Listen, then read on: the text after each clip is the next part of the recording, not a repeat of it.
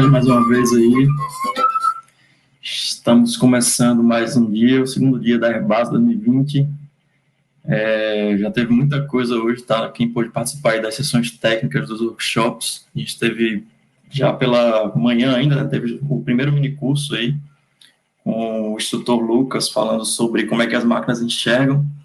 A gente teve pela tarde aí o início das sessões técnicas, com os dois workshops acontecendo, né? O PESC Base, na sua primeira edição, depois de uma adaptação aí do WTIC Base, e a gente acabou agora a primeira sessão também do EIBase, né, de informática na educação, com artigos apresentados, né, com boas apresentações também, e boas discussões. E a gente começa aí a finalizar o segundo dia agora com a oportunidade de ouvir o professor Sandro Jucá, que já está a postos aqui para trocar uma ideia com a gente, tá? Eu vou apresentar o nosso palestrante de hoje, do segundo dia, ele que é lá do Instituto Federal do Ceará, e o professor Sandro, ele tem um nivelamento universitário na técnica, desculpe pelo alemão, tá? Apesar de eu ter passado um período na Alemanha, não peguei alemão, mas ele tem um nivelamento universitário na Technische Hochschule em Köln, né, na cidade de Köln, na Alemanha. Ele tem graduação em Tecnologia Mecatrônica pelo Instituto Federal do Ceará, é especialista em automação industrial, licenciado em Física pela Universidade Estadual do Ceará, mestre e doutor em Engenharia Elétrica pela também Universidade Federal, no caso do Ceará, e com pesquisa realizada novamente na Alemanha, na Universidade de Paderborn. Que mais? É um currículo extenso aqui do nosso palestrante. Ele atualmente, tá, para tentar dar uma resumida aqui, professor, é professor e pesquisador do IFCE, do campus Maracanaú, e é docente permanente lá do programa de mestrado em Educação Profissional e Tecnológica na rede nacional, e também do mestrado acadêmico em Energias Renováveis. As pesquisas aí, para quem quiser discutir depois, né, da palestra, ou talvez durante, se o professor permitir, a pesquisa dele na área de mecatrônica e engenharia elétrica, com os temas de energia renovável, sistemas embarcados, IoT, robótica, EAD e educação profissional. Vamos aqui saudar o professor, deixa eu acionar ele aqui na chamada.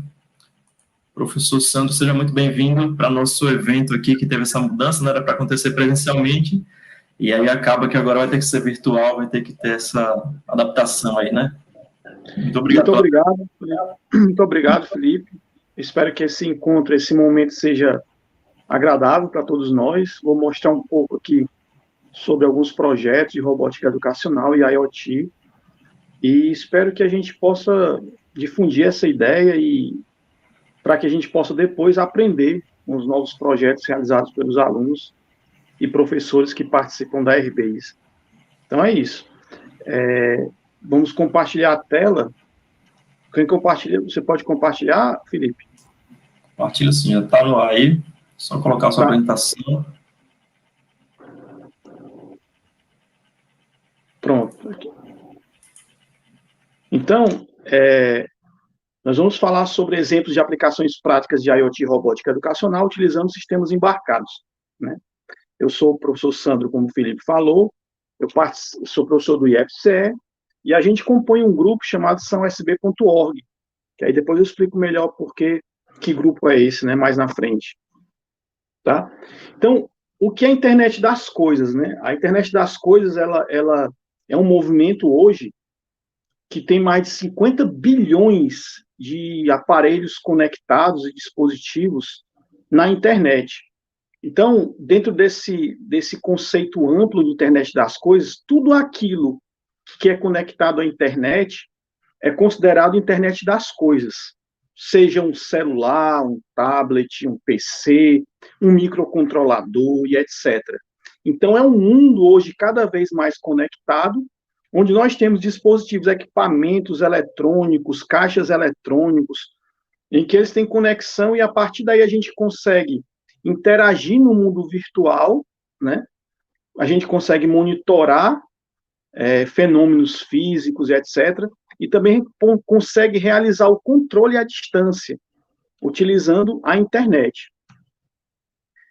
A internet, esse movimento de indústria 4.0, né, que nós vivemos hoje, também é permeado pelo conceito de internet das coisas, né? Nós estamos na quarta geração, né? Quando nós tivemos a primeira geração, que era baseada em mecânica e um trabalho manual mecânico e também utilizando a força, né, do combustível, né, para mover as máquinas, né, do carvão. Depois nós tivemos o segundo movimento, que foi baseado na ascensão do motor elétrico, né, a eletricidade como força motriz, né, das indústrias. Depois nós tivemos a terceira geração, que foi a inserção da eletrônica, dos PLCs, né, já nesse conceito de indústria. E hoje a gente tem a quarta geração, que é a conexão da internet, né, também da inteligência artificial e também da computação no que concerne todas as suas nuances, né, de banco de dados, big data, a rede de computadores hoje, a gente tem uma rede industrial tão robusta quanto as redes de computadores que nós conhecemos de forma convencional. Nós temos as máquinas hoje, elas contêm internamente um computador, né? Praticamente hoje, todas as máquinas têm um computador com a tela de touchscreen, onde você pode controlar, e esse computador tem memória RAM, tem memória de programa, tem processador, né? Então, a gente vê o advento da computação e da internet dentro da indústria. E, a partir daí, você consegue ter máquinas que você consegue programá-las com inteligência artificial, né? Que você consegue fazer o monitoramento em tempo real. Então, você atribui... Por a máquina ter um computador embarcado, e o nome de embarcado, nós vamos citar mais na frente, vem de barco, né? Algo embarcado é o conceito de um barco. Eu tenho um barco, se eu tenho um processador, ou um microcontrolador, ou um computador dentro desse objeto ou equipamento, esse microcontrolador está embarcado. Então, nós temos hoje um computador embarcado dentro das máquinas industriais. E aí faz com que as máquinas possam ser programadas utilizando diversos princípios de inovação que nós vivemos hoje, né? Como foi falado, inteligência artificial, rede neural, machine learning, e IoT, e etc. Para os pilares de um sistema IoT você geralmente tem um sistema que você precisa sensoriar, né, esse sistema, ou atuar, né, você tem um sensor e o atuador. Aí você necessita também de uma interface de usuário para visualizar essa interação de sensoriamento e atuação, de entradas e out, né, entradas e saídas do objeto. Tem a parte de processamento de dados, que é o controlador em questão, que vai estar nesse processo de IoT, e a conectividade, que são as características da rede. Que tipo de rede é essa? Quais são... essa rede ela está conectada de forma Wi-Fi, utilizando o princípio de conexão de rede móvel, 4G, 5G, etc. E quais são as características de fluxo de dados, etc. Então, esses pilares contemplam um sistema IoT. Nós temos aqui, né, os sensores e atuadores podem ser botões, os atuadores, né, podem ser botões, podem ser, na verdade, os sensores podem ser dispositivos de medição de radiação solar, temperatura, pressão, corrente elétrica, tensão. E os atuadores podem ser válvulas solenoides, podem ser bobinas, podem ser motores elétricos, podem ser pistões, podem ser, enfim. E a conectividade, enfim, qual tipo de conectividade que a gente utiliza em redes com sistemas IoT? Nós temos o processamento, geralmente, hoje em dia, ele é embarcado, né? E aí, ele geralmente é um microcontrolador, mas pode ser também um microprocessador, que é o caso, por exemplo, dos Raspberry Pi, que tem um sistema embarcado Linux, tem um sistema operacional para realizar esse controle IoT, e a interface de usuário, né, que é o front-end utilizado pelo sistema IoT. Então, as aplicações IoT são de diversas naturezas, né? nós podemos aplicá-las em monitoramento de variáveis meteorológicas, sistemas de irrigação inteligente, automação residencial, que a gente também conhece como domótica, a automação comercial, a industrial, né? A robótica educacional, que é um tema que nós vamos abordar aqui, o monitoramento de saúde, sistemas automotivos inteligentes. Então, hoje, tudo praticamente que está surgindo no século XXI está tendo a possibilidade de conexão com a internet. Então, o mundo da internet das coisas. Os carros, né? Tem até um fato curioso. Eu comprei um carro, um Onix Active, uma época, e aí ele tem a conexão Bluetooth, né, com o som do automóvel, do celular, e eu desliguei o celular descarregou. E eu estava dirigindo, e o telefone começou a tocar, dentro do carro, em alto e bom som, começou a tocar.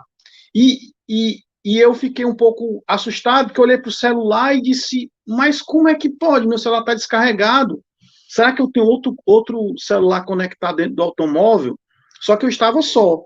E aí eu resolvi atender. Quando eu atendi, aí foi uma ligação. Olá, é o senhor Sandro? Sim, sou eu.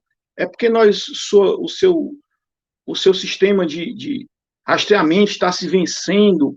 Você quer adquirir um novo pacote e tal, e você se encontra na cidade tal. Ele sabia onde eu estava, e ele entrou em contato comigo, então eu fui monitorado via 4G, também já vem um chip 3G embarcado dentro do som, que permite o fabricante se conectar comigo e conversar comigo e saber onde eu estou, de forma que eu fiquei até impressionado. Na hora eu tomei um susto, porque eu não sabia de onde vinha aquela ligação dentro do automóvel. Então, hoje em dia, praticamente todos os eletrodomésticos de grande porte, claro, né, e automóveis estão vindo com esse sistema aí que permite o monitoramento em tempo real, né, via internet do objeto em questão. Bem, a internet das coisas, ela vem dando um boom aqui exponencial, né? Então, a partir de 2020, nós temos mais de 50 bilhões de aparelhos eletrodomésticos, dispositivos conectados, inclusive trincos de porta, né? Que fazem monitoramento de que horas acionou. Enfim, você pode ter dados armazenados de qualquer tipo de dispositivo pela internet, verificar que hora abriu, e pode também mandar um comando de abertura pela internet, por exemplo, né?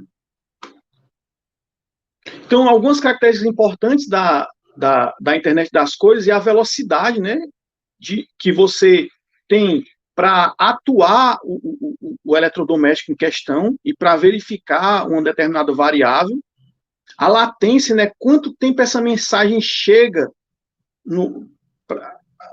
até o objeto, e quanto tempo o objeto responde para o front-end, né, qual a latência da rede. O consumo de energia também é muito importante, porque normalmente esses sistemas embarcados, esses sistemas IoT, cada vez mais estão mais embarcados. Eles são sistemas microcontrolados. Então, ele geralmente, para não consumir energia nem na antena Wi-Fi, que, por exemplo, consome mais energia do que o microcontrolador, e nem o microcontrolador, eles são normalmente hoje programados para ficar dormindo. Então, eles entram em modo de sleep, ficam dormindo, e quando ocorre algum evento, eles ligam a antena, se conectam à rede e transmitem informação. Existe um aparelho muito interessante hoje, que tem um vendedor aqui na cidade de Fortaleza, que ele vende gás de cozinha. E aí, gratuitamente, teve uma época que ele ofereceu um imã de geladeira para quem quiser só entrar em contato. Eles vinham entregar um imã de geladeira que tinha um botão. E aí é todo bonitinho, imã de geladeira com botão. O que acontece? Esse botão é para pedir o gás. Então, quando você pede gratuitamente, vai um representante na sua casa e leva esse imã de geladeira com botãozinho brilhoso, com LEDs, e aí e ele configura esse dispositivo cola na geladeira, tudo gratuito, né? Entre aspas, gratuitamente, cola na geladeira e quando você quer pedir o gás, você aperta no botão e ele manda uma mensagem, um e-mail, uma mensagem de WhatsApp, enfim, para o vendedor, e o vendedor imediatamente vem deixar o gás na sua casa. Aí a gente teve a curiosidade de abrir esse dispositivo, tinha dentro dele um ESP8266. Então, na verdade, é um microcontrolador muito usual, muito conhecido hoje em dia, que eles embarcaram dentro desse ímã de geladeira, e aí eles configuram a internet da casa do consumidor e deixam lá na geladeira gratuitamente para você apertar o botão, e aí ele vai e se comunica com o vendedor para vir entregar. Então, cada vez mais esses artifícios, esses objetos estão sendo inseridos dentro da nossa realidade, tá? Então, esse sistema, a gente percebeu também que com 2 pilhas ele dura mais de 1 ano, esse sistema. Por quê? Porque ele está programado para ficar dormindo. Então, ele está com 2 pilhas lá, colado na geladeira, mas ele não está consumindo energia. Ele está ligado no processo de sleep, ele está dormindo. Quando aperta no botão, ele acorda, energiza a antena Wi-Fi, que pega as diretrizes de se configurar na rede da residência, se configura no roteador da residência e depois transmite. Depois de transmissão e confirmar que transmitiu, ele volta a dormir, assim, economizando assim energia, né? Então, a preocupação de economia de energia hoje, com a presença de cada vez mais processadores dentro de um ambiente convencional, isso é uma preocupação muito vigente, importante, para quem quer desenvolver sistemas embarcados IoT. Outra coisa é a segurança dos dados, né? Como esses dados trafegam na rede, é importante saber utilizar alguns protocolos de segurança, como, por exemplo, um comum hoje em dia, que é o HTTPS, que ele faz uma segurança ponto a ponto para que nenhum hacker possa invadir entre o emissor e o receptor e modificar os parâmetros, ou então dar comandos para o eletrodoméstico atuar de outra forma, né? Os eletrodomésticos podem ser hackeados. Até pouco tempo atrás, tem uma notícia da própria NASA que tinha um Raspberry Pi lá e ele não estava muito bem protegido e os hackers conseguiram entrar na NASA através desse Raspberry Pi que estava na rede. Então, a segurança também é algo muito importante. Uma delas é utilizar protocolos convencionais de segurança e outras criptografia e etc.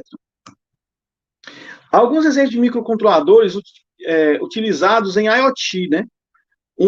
O PIC, ele tem versões, né, de 8 bits, 32 bits.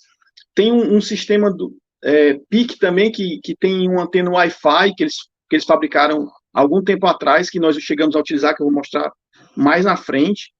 O Arduino também, hoje, é um elemento que a gente pode, uma placa que você pode conectar, tem um shield que você pode conectar, seja um shield com modem Wi-Fi ou modem 4G, 3G, então você pode conectar um shield com ele para se conectar à internet.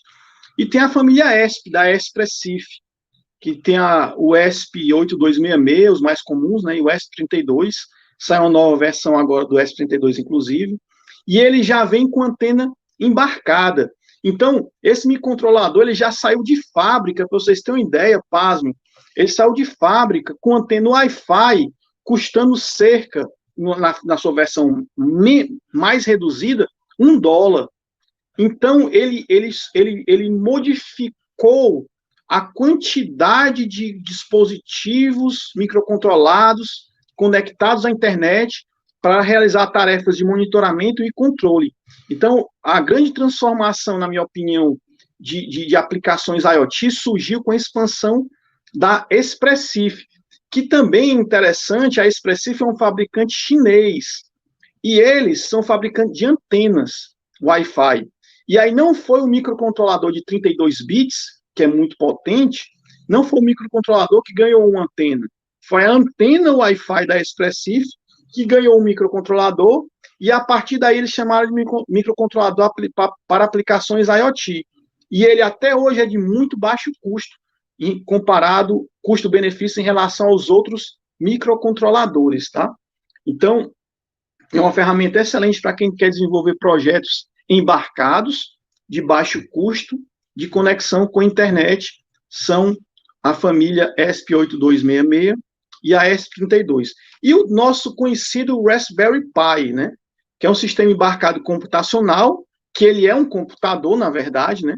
Mas o processador é RISC, né? Ele tem um princípio RISC, e ele é bem interessante, que já tem a versão 4, que eu testo quase que diariamente, e eu embarco aplicações de computador. Então, o Raspberry Pi é um computador do tamanho do cartão de crédito ou menor, que nós vamos para a versão Raspberry Pi Zero W, que é menor do que um cartão de crédito, que você pode programá-lo como um computador, claro, quando você tem um sistema operacional embarcado, que no caso, o mais comum é o Debian, que você bota no SD card, no cartão SD, aqueles que a gente usa em celular, aquele mesmo cartãozinho você bota uma versão customizada de uma versão Linux chamada Debian, e aí ele é chamado de Raspbian, e hoje eles chamam de Raspberry Pi OS.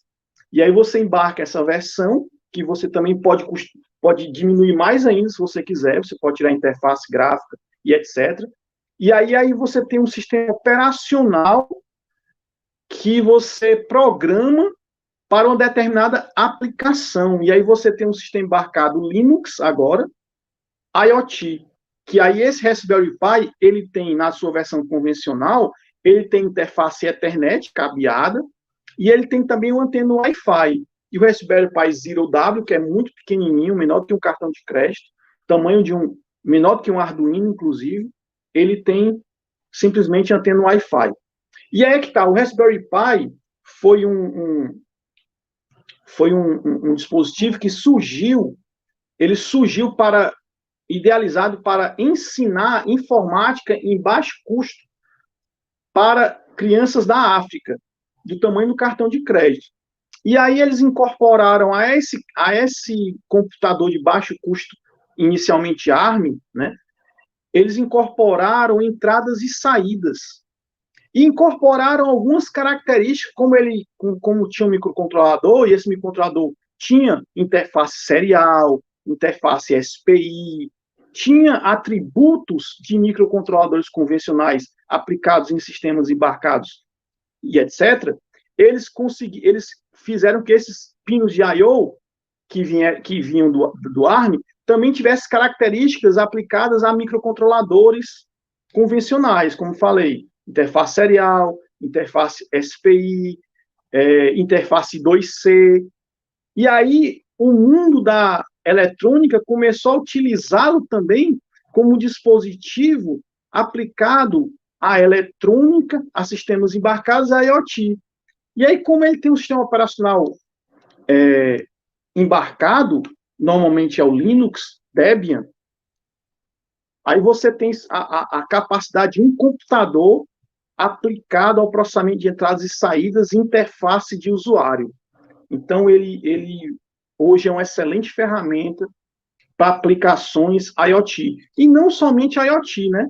Você pode embarcar dentro do Raspberry Pi, como ele é um mini computador, você pode embarcar inteligência artificial também. Você pode redes neurais e etc. Tá?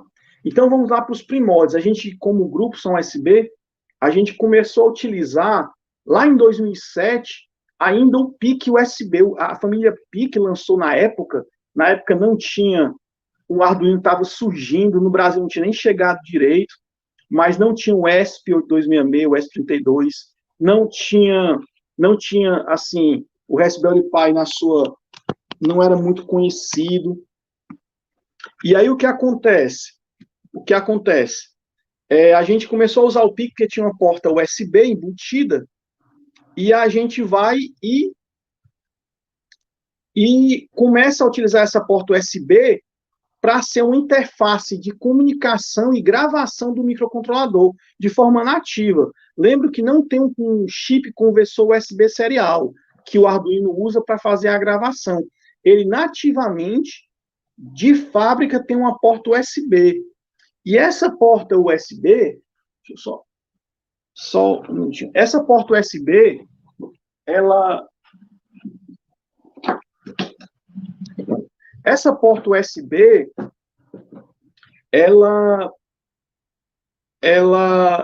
a gente usa principalmente para realizar a gravação. E a gente percebeu que quando o aluno tinha um computador e, paralelo ao computador, ele tinha a possibilidade de realizar o teste, a gravação e o teste da construção de um projeto real, ele começava, a partir daí, implementar em tempo real uma determinada aplicação. E aí a gente tinha desenvolvimento de projetos muito interessantes de robótica educacional, por exemplo, tá? E aí nós começamos a usar essa filosofia, chamamos de São USB, e a partir daí surgiu o grupo sãousb.org, que não é somente PIC, USB, esse grupo ele é norteado para tentar aprender e desenvolver ferramentas educacionais, tá? E aí, a gente começou a utilizar também um protoboard para poder explicar o que é um protoboard, os componentes periféricos do microcontrolador, o botão, o cristal e etc. Mostrar a gravação via USB. E a gente utilizou, a partir daí, um chip aqui da Microchip, que é da família PIC. Eles inventaram um conversor aqui serial Wi-Fi, e a gente começou a usar ele para fazer projetos de internet das coisas. Publicamos até artigos científicos internacionais com esse chip, tá? E a partir daí a gente começou a utilizar esse microcontrolador e começou a desenvolver também periféricos, shields de sensoriamento e etc., para desenvolver robôs educacionais. Aqui é uma plaquinha feita à mão, a gente fazia com ferro de engomar e etc. Aí, nesse interim, nesse princípio, a gente participou da Feira Brasileira de Ciência e Engenharia, que é a maior feira do Brasil, que envolve escolas para diversas áreas do conhecimento, e hoje ela é muito famosa até hoje. E nós participamos da Febrace 7 em 2009 e fomos campeões na categoria engenharia, tá? Em grupo, primeiro lugar. A gente fez um projeto de robótica educacional com material reciclável, né, em parceria com o Colégio Liceu de Maracanaú, e até hoje eu não tenho conhecimento de alguma outra escola do Nordeste que foi campeã nessa área. A grande maioria se concentra sul-sudeste. E a gente teve, graças a Deus, o êxito que nos deu ainda mais motivação de continuar apostando e investindo nessa área de robótica educacional para inserir os conceitos de microcontroladores, computação, programação, física, matemática e etc., tá? Utilizando como uma ferramenta interdisciplinar. A gente também participou, aqui no centro aqui tem vários, hoje, professores. Aqui está a professora Renata, chegou a fazer pós-doutorado na IFPB e hoje é professora do IFAL, na época que era aluna. A gente participou de uma competição de robótica, que a gente tinha que construir carrinhos, né, móveis, com microcontroladores e protoboard, para participar de uma prova de desvio de obstáculos. E aí a gente levou o curso técnico para participar, e eles foram primeiro, segundo e quinto lugar nessa competição. Então a gente teve aí uma resposta dessa filosofia de construção em baixo custo de robôs educacionais, utilizando microcontroladores. Isso também foi outra mola de motivação para a gente continuar apostando nessa área. A gente também participou de uma feira de labirinto, desvio de labirinto, lá em Cedro, no IFCE Cedro. Também os alunos foram campeões. Participamos de feira de inovação nessa área, foram em terceiro lugar. A gente participou da Mostra Nacional de Robótica, e a gente conseguiu um mérito social em um artigo que trata justamente da robótica educacional com material reciclável. A gente participou também do InfoBrasil, desenvolvendo um aplicativo para composição real e virtual de cores, né? O RGB, você faz o RGB com LED RGB, também o RGB virtual. E você gera uma cor virtual e manda o microcontrolador gerar essa mesma cor através das componentes RGB. A gente fez esse aplicativo e ficou em terceiro lugar do InfoBrasil. Aí a professora Renata também teve outros êxitos com os alunos, utilizando essa filosofia aqui no Ceará. Aqui são fotos aí do IFAL, né? O pessoal construindo um seguidor de linha e etc. Que são alunos do IFAL, por exemplo. Aí a gente começou a integrar o Raspberry Pi com o PIC, tendo em vista que o Raspberry Pi tem uma desvantagem, na minha opinião, e essa opinião é minha, não é... Eu peço só desculpas que eu estou tentando melhorar aqui a imagem, tá?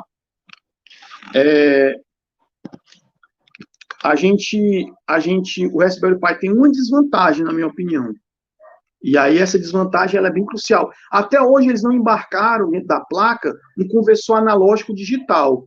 O que é um conversor analógico digital? É um dispositivo em que ele consegue fazer com que uma grandeza analógica, seja ela tensão, corrente, temperatura, radiação solar e etc., essa grandeza analógica seja interpretada de forma digital, ou seja, interpretada em bits, em números, para que a partir daí ela possa ser processada. Para vocês terem uma ideia, todos os ar-condicionados, hoje em dia, têm um microcontrolador embarcado, tem um sistema embarcado, ou seja, um microcontrolador embarcado, e esse microcontrolador tem um sensor, ele tem um sensor de temperatura, e ele tem um conversor analógico digital, porque quando você seta uma temperatura, 20 graus, 18 graus, o que é que o microcontrolador faz?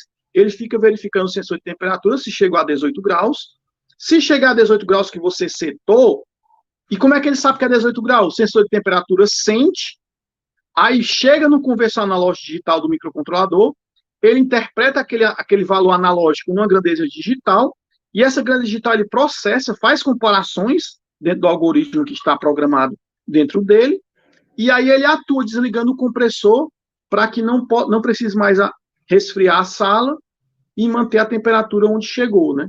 E aí ele fica nesse on-off, ele dá um tempo, para não ficar todo o tempo intermitente, depois liga, desliga, sempre em torno de uma temperatura setada, e para isso ele precisa de um conversor analógico digital. Como o Raspberry Pi não tem um conversor analógico digital, muitas vezes nós utilizamos o PIC, que tem 10 conversores AD de 10 bits, para realizar essa conversão e transmitir para ele via serial ou via I2C essa grandeza, e ele aí a processa e transmite para um determinado servidor ou, enfim, um determinado usuário na nuvem, tá?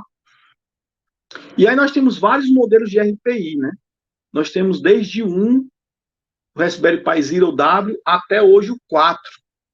O 4 aí em várias configurações diferentes de memória RAM, de 1 GB, 2 GB, 4 GB e etc. Então tá aqui as configurações, né? O preço. Nós temos o modelo 4 aqui, que tem 1 GB, 2 GB e 4 GB de RAM. O consumo vai aumentando, e eu gostaria de dizer que esse modelo aqui, o Raspberry Pi Zero W, ele é muito bom, ele é de baixo custo, ele custa em torno, no Brasil, com todas as suas taxas de importações, de 100 a 120 reais, em dólar é somente 5 dólares, mas tem toda a conversão aí, né? Tem toda a taxa de importação, e tem o modelo 4 aqui, B, que eu recomendo, que para mim, ele chega... Eu tenho uma máquina Linux aqui que eu consigo quase o mesmo desempenho, assim, para tarefas simples. Quando eu vou programar, eu programo, por exemplo, JavaScript, eu programo tanto no computador, e quando eu programo Raspberry Pi, ele responde quase na mesma velocidade. Vale salientar que o Raspberry Pi, como ele é um computador, eu posso, olha só, eu posso desenvolver várias aplicações com linguagens diferentes. Por exemplo, um aluno falou, professor, eu queria monitorar um determinado equipamento, e quando chegasse num determinado valor, ele mandasse um e-mail para mim. E aí, ele fez o monitoramento em C, e a parte de e-mail, a biblioteca que ele achou mais interessante foi em Python. Então, o programa em C, quando chegava na hora de enviar, ele chamava o programa em Python, através de um command system, e chamava o programa em Python estava configurado com e-mail, e ele mandava um e-mail. Então, você pode programar uma mesma aplicação com diversas linguagens de programação diferentes. Além disso, você pode, em paralelo, como ele é uma máquina em tempo real, ele é uma máquina que consegue processar diversas aplicações concorrentes, né, de propósito geral, você pode programar uma aplicação C, outra em Python, outra em JavaScript, ao mesmo tempo agora, para uma determinada tarefa, tá? E tem outras, tem um aluno que fez parte do programa em PHP, embarcado, e parte do programa em Python. Um outro aluno fez parte da programação, ele fez em Shell Script, que eu vou mostrar aqui a aplicação, e parte da programação ele fez em PHP, né? Eu vou já mostrar. Aqui é um livro que a gente tem sobre aplicações práticas de RPI e IoT, e ele é gratuito, né? Esse livro aí foi divulgado no portal embarcados.com.br no mês de janeiro de 2019, foi o link mais visto, mais baixado, tá? No site embarcados.com.br.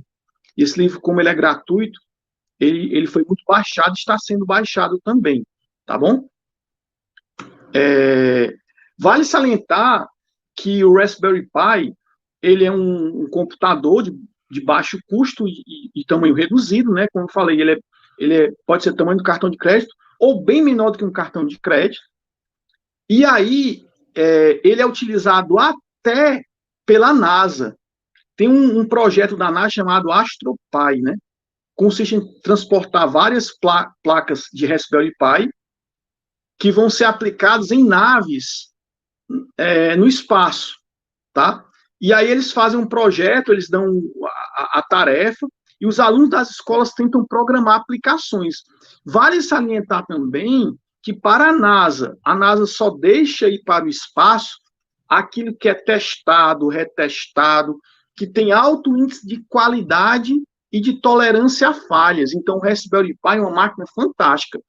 Nós temos uma aplicação no IFCE Campus Maracanã de monitorar, de enviar informações para o Raspberry Pi através da interface HDMI, plotar imagens de avisos substituindo os quadros flanerógrafos entre os blocos do IFCE, e esse sistema até hoje está funcionando e começou a funcionar, acho que em agosto de 2018.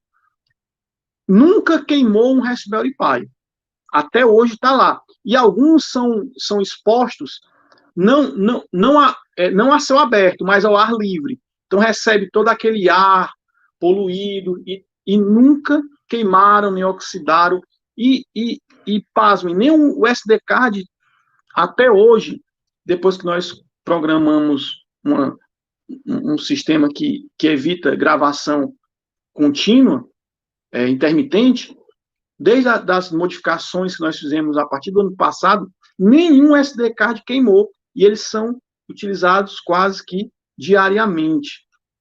Então, ele é uma máquina muito robusta, utilizada até pela NASA, né? Eu não sou representante da Raspberry Pi, mas eu tenho que realmente reconhecer ferramentas úteis.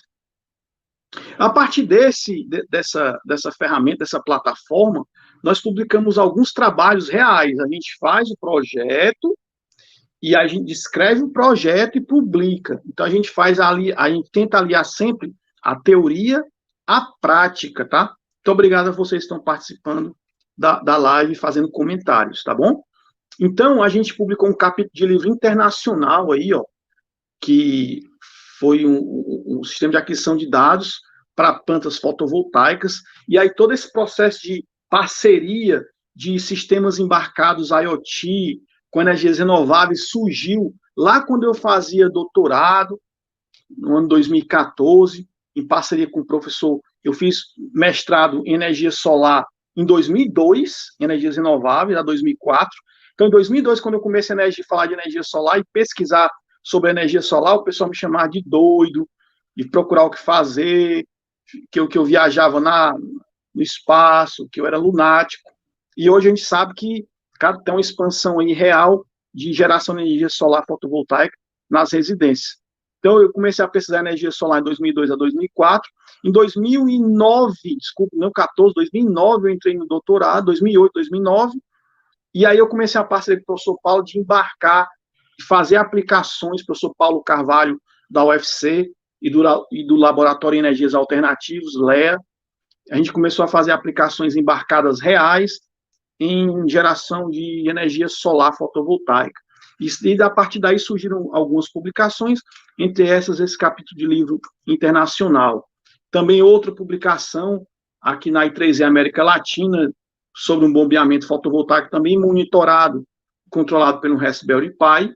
Essa apresentação, quem quiser, a gente vai deixar disponível depois, tá? Lá no meu blog, eu tenho um blog que no final tem o link, que é o sãoSB.blogspot.com. Nesse blog eu vou deixar essa apresentação disponível também. Nós temos outro trabalho aí, e aí me jure nessa revista aqui, que ela é A1, A2 e alguns quales, uma revista de alto impacto. Também foi uma aplicação aí de um sistema em rede, onde os Raspberry Pis monitoram uma determinada planta, e aí eles têm a gente programou a ideia de um PaaS, de um PaaS, Platform as Service, que é um dos conceitos também aplicados em IoT, né? E aí a gente fez um Platform as Service, e a gente, para que cada usuário tivesse a sua própria configuração e monitoramento através de um URL próprio também, tá? Então, esse artigo foi publicado na Measurement. Tivemos outro artigo também, que é o mesmo artigo, a ligação entre o Raspberry Pi. Nós usamos esse princípio aqui, usando o conversor AD do PIC, né, para realizar essa leitura dos valores analógicos, transmitir para o Raspberry Pi, a partir daí interagir com a sua interface de controle na nuvem, o seu banco de dados também. Tivemos outro trabalho também publicado, né, e esse trabalho aqui é o que eu falei para vocês, é o sistema IoT de imagens que existe instalado no IFCE Campus Maracanaú, onde o aluno desenvolveu também um front-end para que o setor de comunicação possa escolher qual a figura que ele vai adotar, qual o modelo, e enviar para a nuvem, e a partir daí todos os monitores conectados aos Raspberry Pi espalhados de forma remota dentro do campus, possa receber esses avisos como se fossem flanerógrafos digitais. Tá? E isso foi implementado e é usual, é real, teve o apoio do diretor do IFCE, Campus Maracanaú, do setor de administração, do DEP, Departamento de Extensão, Pós-Graduação, Pesquisa e Inovação do Campus Maracanaú. Teve um apoio aí de muita gente para que esse projeto fosse real e e seja utilizado até hoje. Que foi uma nota utilizada. Isso aqui é um exemplo de um modelo que vai, esse aqui exemplo de vacina e etc., que vai para esse monitor, e aqui é uma nota que mostrando esse projeto que foi utilizado o princípio de IoT, e a gente utilizou duas formas para comparação, o princípio pulling, onde o Raspberry Pi fica perguntando se tem uma nova imagem, o princípio push, MQTT, onde o usuário envia a imagem e diz carregue. Então, a gente usou esses dois princípios de comparação e, por incrível que pareça, a gente acabou adotando o mais simples. E esse projeto, inclusive, ele tem a programação dele é feita em Shell Script, em PHP. Então, a gente usa duas linguagens de programação para desenvolver esse projeto, e ele está sendo útil aí, embora a pandemia tenha dado essa pausa aí no funcionamento convencional do campus, onde os alunos tinham acesso. Ele é funcional e quando voltarem às aulas ele vai continuar a ser usado assim, eu espero. E tem um site, a gente chegou a fazer um link também mobile para esse sistema, que é o avisosifce.sãoSB.org. Então, se acessar esse site, se eu não me engano é esse mesmo, avisos com S, avisos IFCE junto, .sãoSB.org, vai aparecer alguns anúncios aí e informações para o público acadêmico lá do campus Maracanaú. Outro projeto foi interagir o Raspberry Pi, né, processando imagens, né, e aqui se eu embarcar o OpenCV nele, né, eu posso instalar o OpenCV, e aí ele pode, a partir daí, identificar, como os dedos são muito simples de identificação através das pontas, ele pode identificar quantas pontas tem na imagem e mandar um comando. E o projeto dos alunos foi identificar quantos contornos tinha na imagem, e a partir de dizer, é o comando 2, é o comando 3. Então, você mostrando para a câmera do Raspberry Pi qual comando, ele vai realizar o comando que você enviou por imagem. E aí pode ser ligar um motor, pode ser enviar uma mensagem para a internet, e mediante a imagem da mão, você tem aí um comando que o Raspberry Pi vai processar a imagem internamente utilizando o OpenCV e enviar a informação do comando que é pré-programado pelo usuário. Outra aplicação muito interessante foi essa aqui que foi publicada recentemente, ainda esse mês, né, na I3E América Latina, que foi um aluno que fez um controle e monitoramento de um conversor flyback, né, que eleva a tensão de geração de um painel fotovoltaico. E aí, para elevar essa tensão, é necessário que haja uma oscilação de uma bobina para que ela possa carregar energia e aumentar a tensão. E essa oscilação PWM, ou seja, modulação por largura de pulso, requer que o microcontrolador ou o microprocessador tenha capacidade. E por incrível que pareça, o Raspberry Pi responde bem até 100 kHz. E o aluno só precisava de 30 kHz. Então ele usou o próprio PWM de hardware, não é emulado, ele usou o próprio PWM do Raspberry Pi, que ele tem 2 PWMs nativos internos, e usou para gerar esse PWM para controlar essa tensão majorada pelo conversor flyback. E também ele podia mandar o valor dessa oscilação desse PWM pelo celular. Ele abria lá, mandava via SSH, mandava o valor, e aí o Raspberry Pi recebia isso e processava o chaveamento. E aí, a partir daí, depois ele implementou isso no ESP32, que é mais barato também, né? Também com interação pela internet. E aí ele participou de um seminário onde ele tirou o primeiro lugar, foi premiado, né, com esse projeto, e depois ele chegou a publicar, agora esse mês, só a publicação na revista I3E América Latina. Foi feito inicialmente usando interface Raspberry Pi, e posteriormente baixo custo, usando o ESP32 e também bibliotecas async para interagir com o ESP32, utilizando páginas PHP, não, página HTTP, e aí você pode enviar informações para o ESP e receber também via a página HTTP embarcada, HTML. Outro exemplo de aplicação a gente usou, foi no colégio, numa época de eleição, e eles fizeram uma votação online, em que eles queriam que os pais ficassem vendo o resultado da votação. Aí eles fizeram vários turnos, fizeram várias turmas também, para fazerem campanhas do prefeito da escola, do turno da escola. E aí nós fizemos um sistema com Raspberry Pi em que tinha votação, tinha uma cédula de votação, o aluno lá de 6, 7 anos assinava a cédula, depois ia para a cabine, igual a cabine convencional de votação, aí ele tinha os candidatos, ele escolhia o candidato, dava enter, aí dava o sinozinho, o mesmo sinozinho que é o convencional, que a gente, quando vai votar, a gente ouve, e aí era computado imediatamente numa tela de pizza, gráfico de pizza, computado esse voto.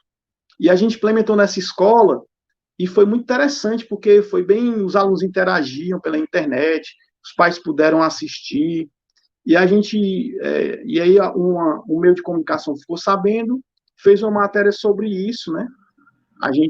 Isso foi na eleição para prefeito há 4 anos atrás. Justamente nós estamos nessa mesma época. O interessante é que meu filho, Adler Sebastião, foi candidato do turno da tarde e ele foi eleito o prefeito. Mas não teve, eu garanto para vocês, não teve influência aí, não teve furo, nem hack. e a gente também não viciou a máquina para computar votos para ele, não. Ele que fez a campanha e foi eleito para o turno da tarde.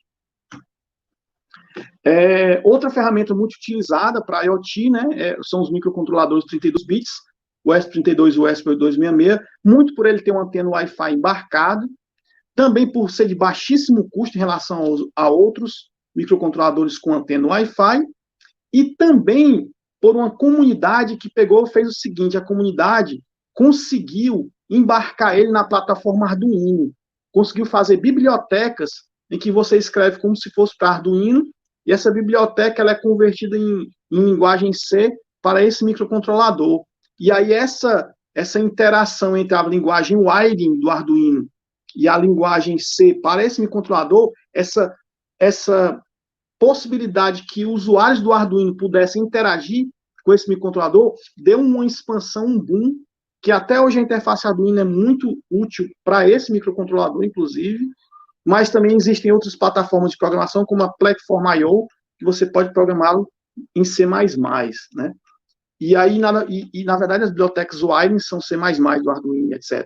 E aí a gente utiliza também esse microcontrolador para diversas aplicações, e aí tem vários modelos, né, do ESP8266, o ESP32, tem uns que eles vêm com LCD gráfico embarcado, e etc. O LoRa, tem vários modelos de vários fabricantes.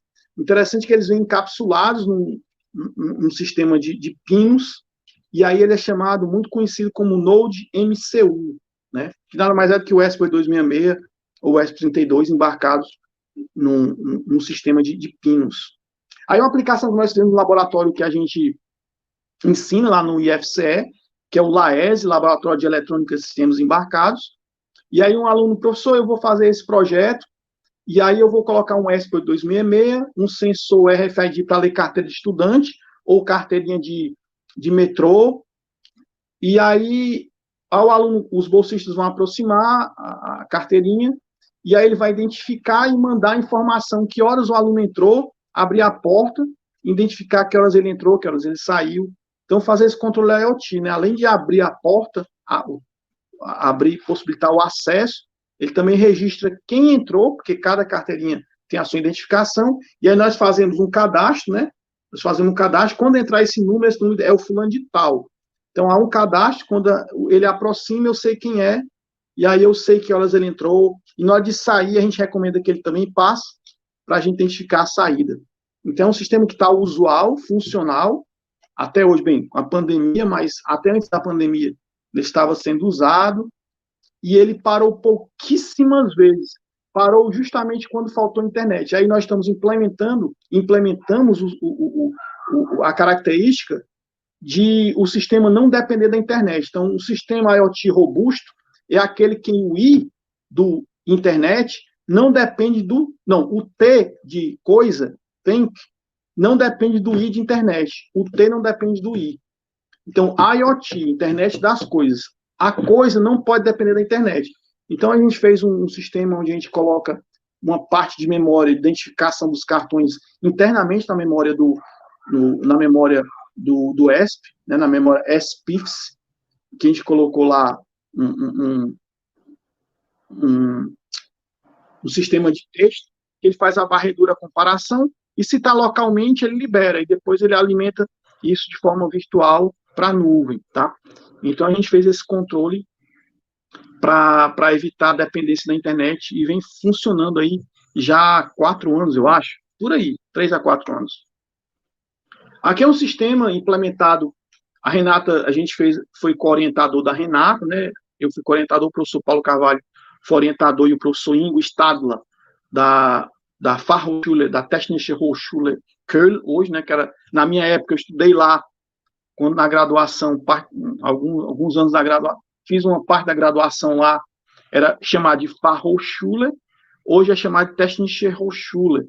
E a Renata fez a pesquisa de doutorado lá, também com a bolsa do DAAD, do Deutsche Akademische Austauschdienst, e ela implementou o monitoramento aí com o S32, onde até pouco tempo atrás a gente tinha no nosso site lá de monitoramento, o FTP Monitor, a gente tinha variáveis dessa planta de geração fotovoltaica na Alemanha, a gente tinha da planta do LEA na UFC no campus do PC e também do IFCE Campus Maracanã. A gente tinha variáveis de comparação das 3 plantas. Aqui é, como eu falei, a planta do LEA, né, do Laboratório de Energias Alternativas do campus do PC, da Universidade Federal do Ceará, coordenado pelo professor Paulo Carvalho, e aí a gente conseguiu também aumentar essa planta e conseguir adquirir outra planta de geração de energia solar fotovoltaica conectada à rede elétrica e regulamentada junto à Enel, com uma chamada Universal CNPq, onde o professor Paulo sugeriu, fez essa chamada, e a gente participou desse projeto como colaborador, né? Como colaborador aí, e a gente teve parte do recurso destinado ao IFCE, e a partir daí a gente implementou nossa planta também. A gente implementou sensores lá no LEA, da UFC, para medir temperatura, centro e borda, a influência do calor na geração, que o que gera energia elétrica, no caso dos painéis fotovoltaicos, não é o calor, e sim a luz, né? É foto. O calor atrapalha a geração, inclusive, porque ele faz com que os átomos e tal, as moléculas, elas tenham uma agitação que faz com que essa agitação corrobore de forma negativa com o fluxo de elétrons, né, com o fluxo contínuo numa direção que é a corrente elétrica de elétrons. Então, o calor faz atrapalhar e não ajudar no caso de geração fotovoltaica. Aqui é a planta do IFCE Campus Maracanaú, que é uma visão de cima, né, que essa aqui são 5 painéis expostos aqui na entrada do campus. Aqui sou eu, que é a professora Renata, que os alunos que ajudaram. Aqui é a parte de controle, né? Aqui é o sistema de...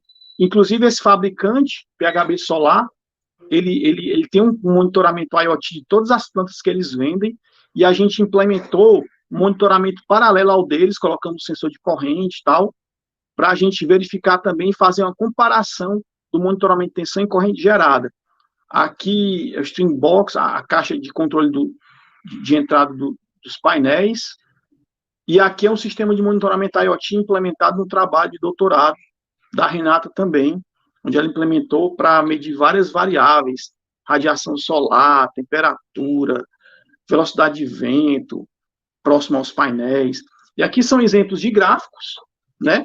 Aqui são exemplos de gráficos que a gente obteve lá nesse monitoramento no IFCE Campus Maracanaú e também na UFC no LEA. Aqui são fotos aqui que a gente também desenvolveu. A gente estava tentando desenvolver sistemas embarcados IoT aplicado a energias renováveis, na época que a gente fez doutorado. E aí são aqui 2 fotos aqui em Berlim, num instituto de verificação e de qualidade dos painéis fotovoltaicos produzidos. Então, esse instituto aqui ele faz testes de impacto, de luminosidade, de impureza.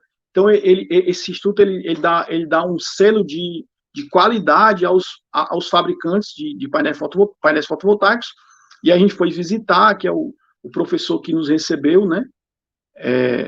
E foi muito simpático em mostrar todas as instalações. Aqui é um laboratório, pessoal, de microeletrônica, de bombardeamento de elétrons em placas de silício para desenvolver vários tipos de transistores, MOSFETs e etc. Então, eles fazem CIs nesse laboratório. Ele é projetado para microeletrônica. E aí, para entrar nesse laboratório, tem uma câmara de limpeza, você tem que estar totalmente, não pode entrar com poeira. Então, aqui o meu orientador na Alemanha, na época, né? E o meu orientador, Paulo Carvalho, na época no Brasil, a gente visitando um laboratório lá na Alemanha, na Universität Paderborn, tá? Com bolsa do Deutsche Academic Austauschdienst, que até hoje nos dá, para os bolsistas, ex-bolsistas, 200 euros anuais para a compra de livros. Então, todo ano eu compro o livro, eu indico os livros que eu quero, e o DAD me envia para minha casa os livros que eu pedi. E aí eu peço livros de IoT, inteligência artificial, enfim, programação, robótica, e etc. E a Renata também, no caso, ela também, até hoje, ela recebe, como ela é ex-bolsista, ela recebe também esses livros anualmente. Aqui a pesquisa de pós-doutorado na Espanha, onde nós fomos agraciados com a bolsa da Fundación Carolina, né?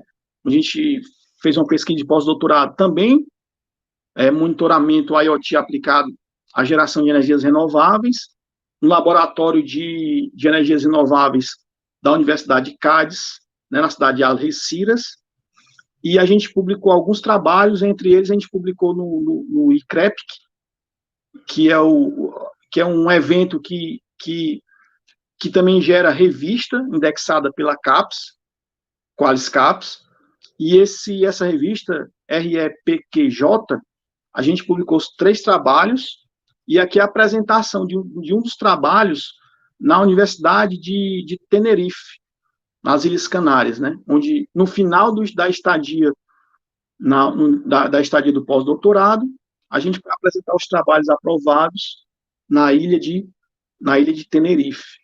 Tá? Isso foi no ano passado, inclusive.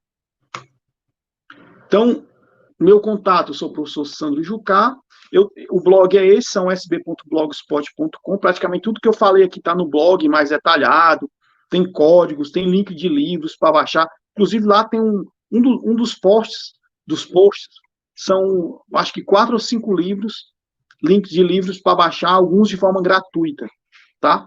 E aqui o nosso site, são sb.org, aqui é o nosso site, são sb.org, e pergunto a vocês, gostaria de agradecer, né, anteriormente, ao LAES, Laboratório de Energias, Laboratório de Eletrônica e Sistemas Embarcados do IFCE Campus Maracanaú, ao próprio Instituto Federal do Ceará, ao Laboratório de Energias Alternativas da UFC, na coordenação do professor Paulo Carvalho, ao grupo São SB.org, ao PPG, que é o mestrado em Energias Renováveis do IFCE, o qual eu faço parte, ao ProfEPT, que é o mestrado em Educação Profissional e Tecnológica em rede nacional, né, que eu faço parte do grupo do Instituto Federal do Ceará. A gente tem alunos de mestrado tanto no PPG quanto no ProfEPT, ao CNPq, por ter disponibilizado vários materiais e equipamentos, tendo em vista a chamada universal, que nós compramos o sistema de energia solar fotovoltaica instalado na UFC e no IFCE, ao Deutsche Akademische Austauschdienst, o DAD, o Serviço de Intercâmbio Alemão, pela Bolsa de Doutorado Sanduíche, e a Fundación Carolina, pela Bolsa de Pós-Doutorado, realizada na Universidade de Cádiz. Então é isso, agradeço e deixo o espaço para dúvidas, perguntas, comentários. Muito obrigado pela paciência de ouvir até o momento. Passo a palavra para o nosso querido colega Felipe.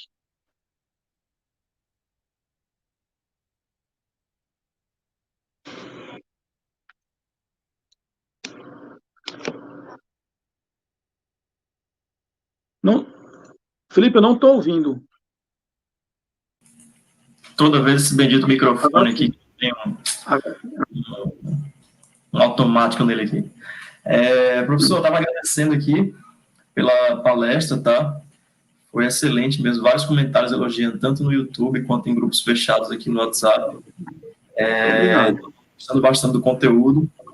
E tiver algumas perguntas, a gente vai começar a voltar aqui no histórico, digamos assim, dos comentários que foram feitos, mas eu vou aproveitar enquanto o pessoal escreve aí novas perguntas também.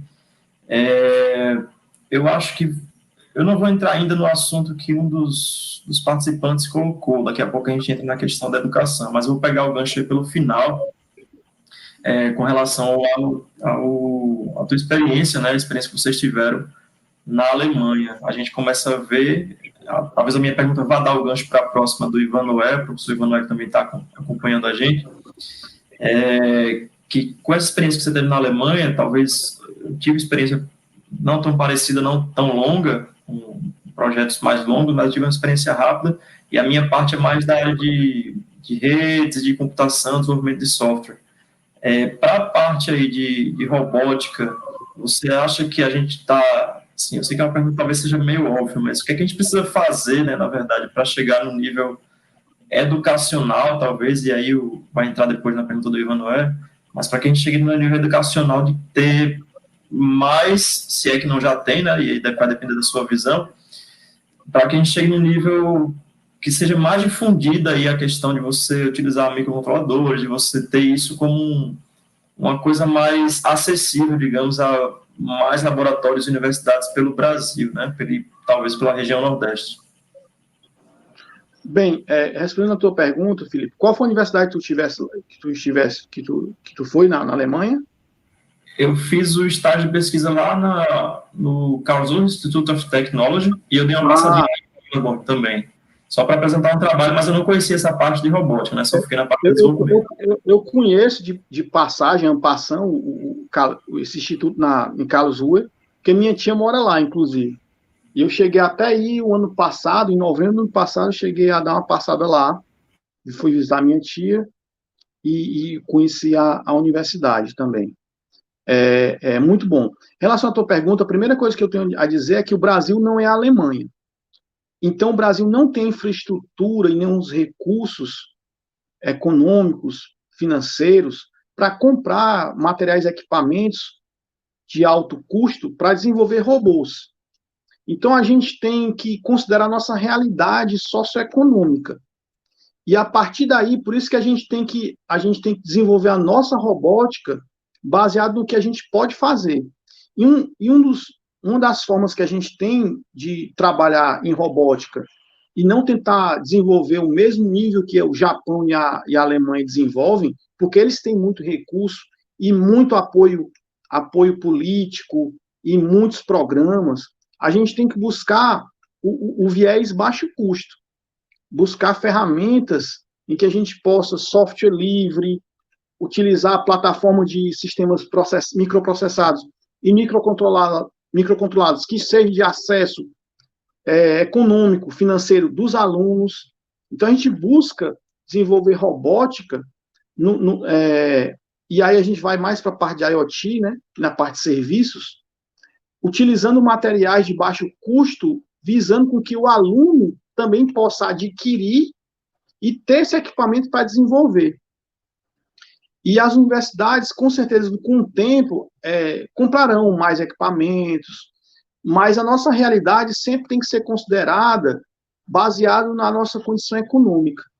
Então, eu não consigo, inclusive, quando eu estava na Alemanha, eu desenvolvi um protótipo, um projeto, e aí eu falei, eu estou precisando desse microcontrolador e desse CI e disso aqui. O cara me olhou, mostrou o catálogo e falou, peça que em 2 horas chega. Então, é um negócio assim, impressionante. Ou até amanhã estará aqui.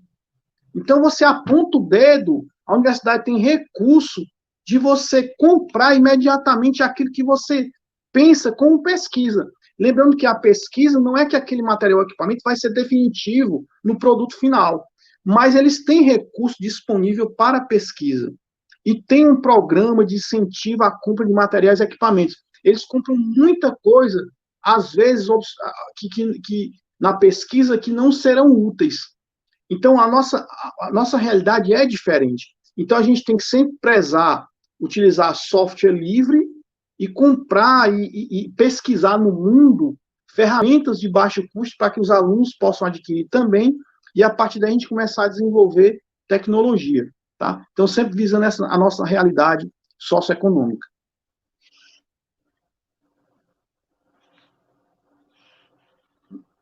Então, microfone. Obrigado, professor, pela resposta e as palavras bem para esclarecer bastante nessa diferença que tem, que a gente sente, né, logo de cara, assim, quando tem esse contato. O professor Emanuel colocou uma pergunta aí, eu vou ler aqui, né, para a gente, mas dá para o senhor ver também aí no painel. Ele colocou que, dado o volume dessas tecnologias embarcadas em nosso dia a dia, se o senhor acha que esse tipo de assunto já deveria fazer parte dos currículos da educação básica, no caso. Concordo plenamente com o professor. Inclusive, ontem mesmo eu enviei um PUD, um plano de unidade didática, um EMENTA, para o curso de mestrado em energias renováveis, chamado Sistemas Embarcados IoT. Ontem mesmo, que é uma cadeira que não existe, mas devido à necessidade, devido ao uso e ao aumento considerável de dispositivos IoT e de sistemas embarcados no nosso cotidiano, nada mais convencional agora do que fazer ementas baseadas nessas novas realidades. E aí eu vou para outro viés. Ementas de disciplinas como aplicativos mobile, aplicativos para celular. Eu estou vendo os cursos aí de informática não ter essa disciplina, que é hoje algo muito convencional, corriqueiro, desenvolver aplicativos. Então, quando essas tecnologias surgem, é interessante que os professores tomem propriedade e possam sugerir disciplinas que venham com esse novo contexto socioeconômico, tecnológico e etc. Então, ontem mesmo eu mandei uma ementa chamada Sistemas Embarcados IoT para o curso de mestrado. Legal, professor. Tem uma última pergunta aqui do professor Fernando, Fernando do nosso campus, do campus Arapiraca. Ele pergunta aí, elogia, né, o grande professor Sandro, e ele fala que muita gente está entendendo sobre o uso da linguagem do PIC, né, Assembly C. Qual a opinião do senhor sobre, talvez, o que seria melhor, né?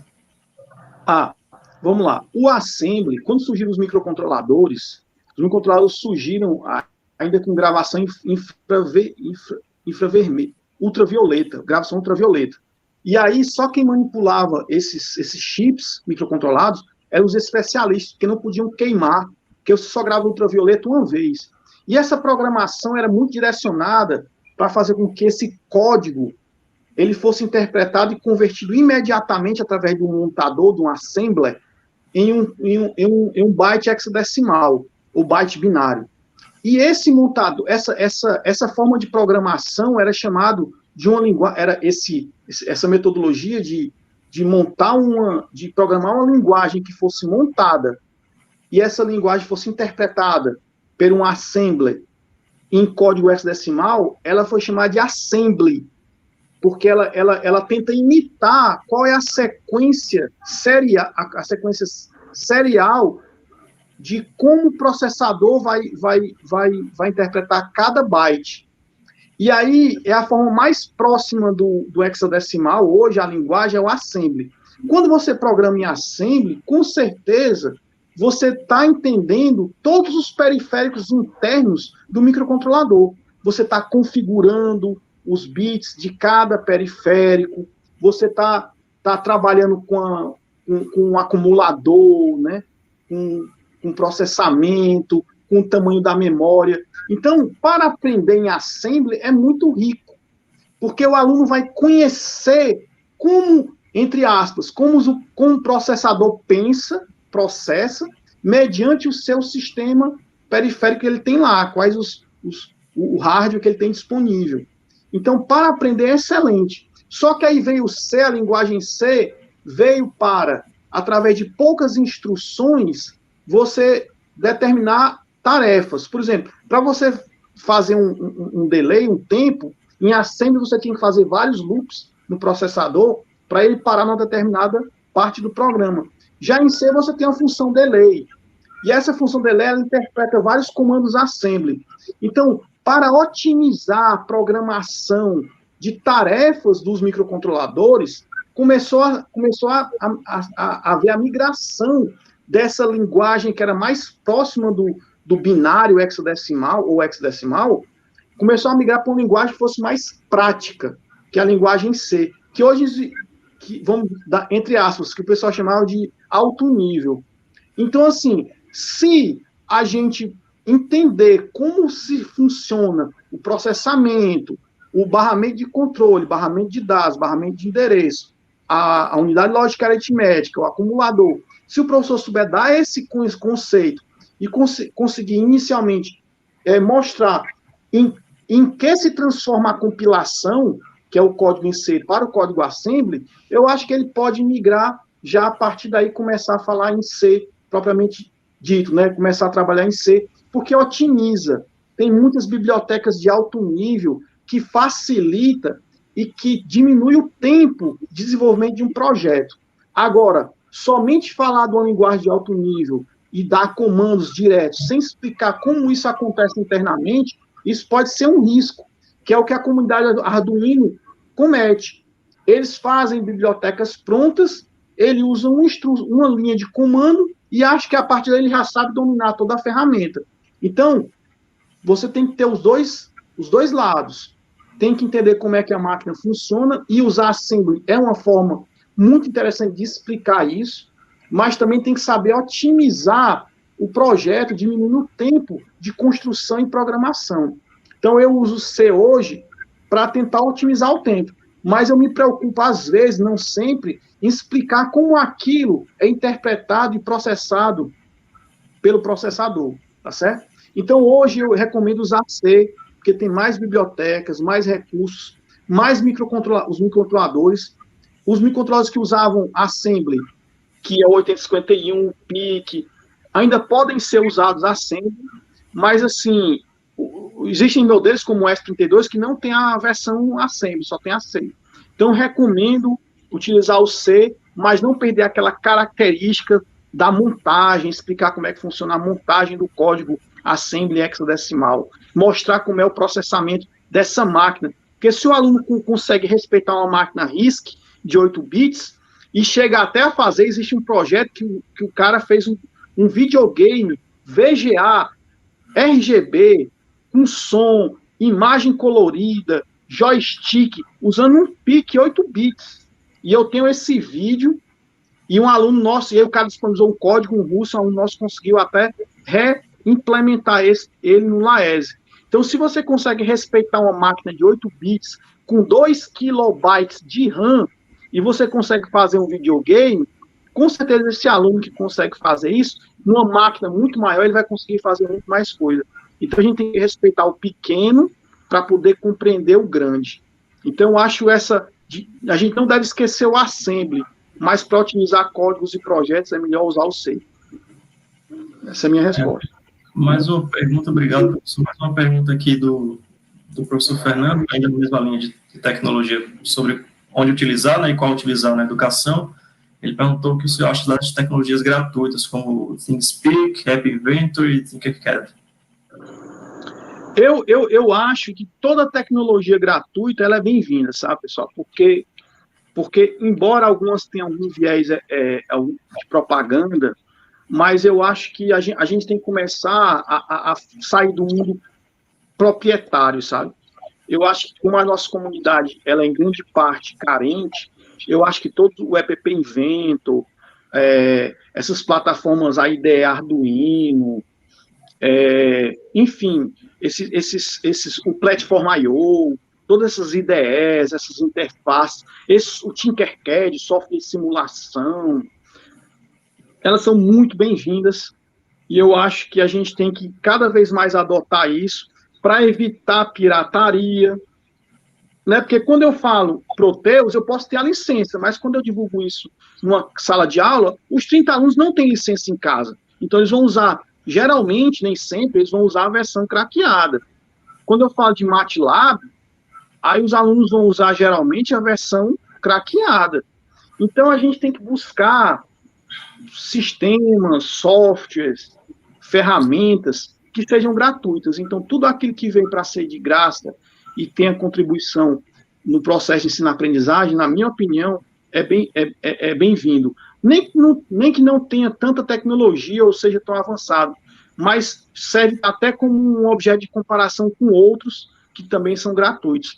Então, eu já usei o App Inventor, já fiz aplicativos, inclusive eu tenho aplicativo no App Inventor que eu fiz em 2012, e até hoje esse aplicativo está online. Até hoje ele está online, por incrível que pareça. E eu fiz no App Inventor, na época, tá? Então é isso, eu acho que todas as tecnologias, elas são gratuitas, que são em prol do ensino.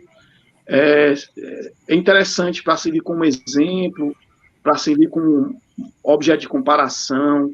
Então, que hajam mais e mais ferramentas gratuitas para a comunidade poder aprender de forma diversificada e gratuita. Ok, professor, obrigado. Mais alguns elogios aqui, depois eu compartilho com o senhor que a gente recebeu pelo WhatsApp. Eu tenho uma pergunta, Felipe, vai ficar gravado essa live? Sim, vai estar gravado lá no canal do IFAL Campus Arapiraca, no YouTube. ela está sendo gravada agora, assim que finalizar a gente encerra aí a gravação e vai estar disponível também. Aí eu mando para o senhor o link, para ficar aí, para guardar. Ótimo. Eu gostaria de mandar um abraço aí para todos os nossos colegas do IFCE, né? Muito obrigado ao Maurício Juninho pelos parabéns, a todos os nossos professores, alunos, colegas do IFAL, tá? E toda a comunidade aí da UFC também, que são nossos colegas, e também do Grupo São SB, tá? Agradecer a todo mundo, dizer que nós estamos nessa pegada aí e que, se Deus quiser, depois dessa pandemia, a gente aprendeu muita coisa para melhorar o processo de ensino-aprendizagem, tá ok? Então, essa é a minha mensagem, e pergunto se tem mais alguma pergunta, e mandar um abraço também para o pessoal do mestrado PPGE e do mestrado Prof. EPT também, esse pessoal aí que ajuda a gente a estar aprendendo continuamente, e o pessoal também, os professores e alunos do curso de computação do IFCE Campus Maracanã. Show de bola, professor. A gente que agradece também pela disponibilidade aí, né? Teve a questão da pandemia, poderia ser presencial, mas numa próxima a gente aguarda aqui o senhor no nosso campus aqui para conhecer e ver os projetos também da parte do pessoal de robótica que tem. O professor Renato está por aqui e a gente se vê numa próxima oportunidade aí. Muito obrigado pela participação. Então, igualmente. Um abraço a todos. É isso, pessoal. A gente encerra aqui o segundo dia da Airbase com a palestra, excelente palestra do professor Sandro Jucá. E amanhã pela manhã vai ter o minicurso número 2 e também a palestra da professora Andréa Kozen, que é lá da URGS. Ela está fazendo pós-doutorado lá e vai falar sobre inteligência computacional também, artificial, desculpa, a utilização de algumas aplicações aí na robótica. É isso, a gente se vê. Obrigado para quem ficou até agora e até amanhã. Mais um dia aí da Airbase. Valeu, abraço, tchau, tchau.